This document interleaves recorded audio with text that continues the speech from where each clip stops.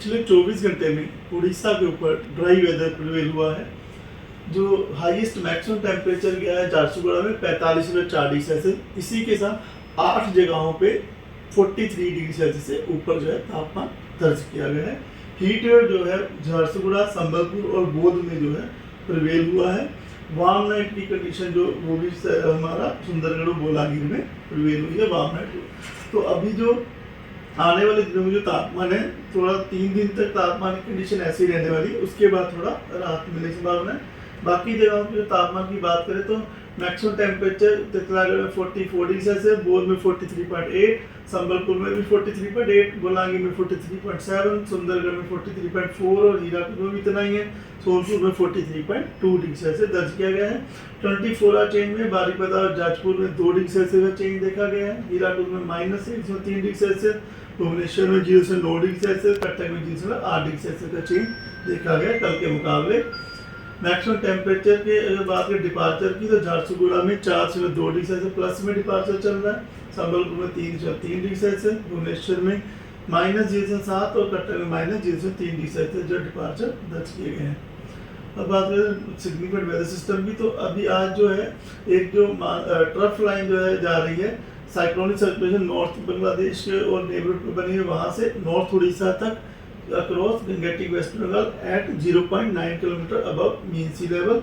तो इस सिस्टम के प्रभाव की वजह से आज जो हमारा उड़ीसा रीजन है, वहाँ पर मयूरभंज, बालासोर, गंजम, गजपति, रायगढ़, कोरापुट इन जगहों पे हल्की वर्षा होने की संभावना है। इसी प्रकार 25 तारीख को कोरापुट, रायगढ़, गजपति में हल्की वर्षा होने की संभावना है। और डे 3 में 26 तारीख को साउथ उड़ीसा, क्योंझर, मयूरभंज में हल्की से मध्यम वर्षा होने की संभावना है।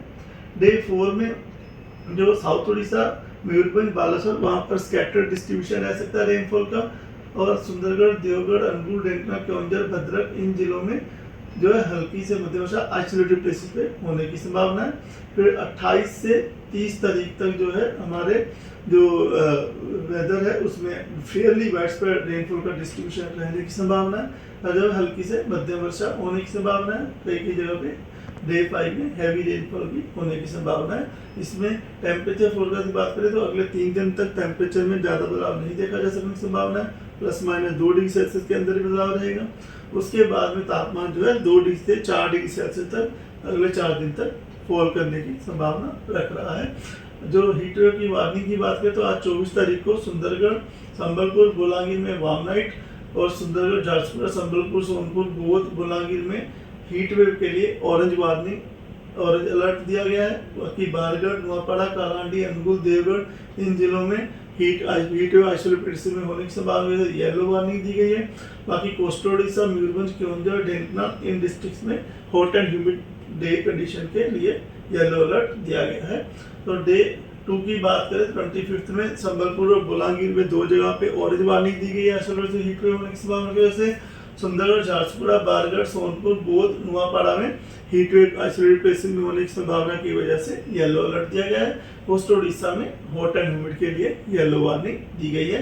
26 तारीख को जैसे प्रभाव कम होगा, झारसुगुड़ा, संबलपुर, बौद्ध 3 जगहों पे आइसोलेटेड प्लेस पे हीट वेव के लिए येलो वार्निंग दी गई है। उसके बाद में जो है वेस्टर्न डिस्टर्बेंस की अप्रोच हो रही है, जिसके प्रभाव की वजह से डे 4 से जो है हमारे वेदर में बदलाव आएगा। जो हीट वेव की कंडीशन से भी थोड़ी राहत मिलने की संभावना है हॉट एंड ह्यूमिड वेदर से।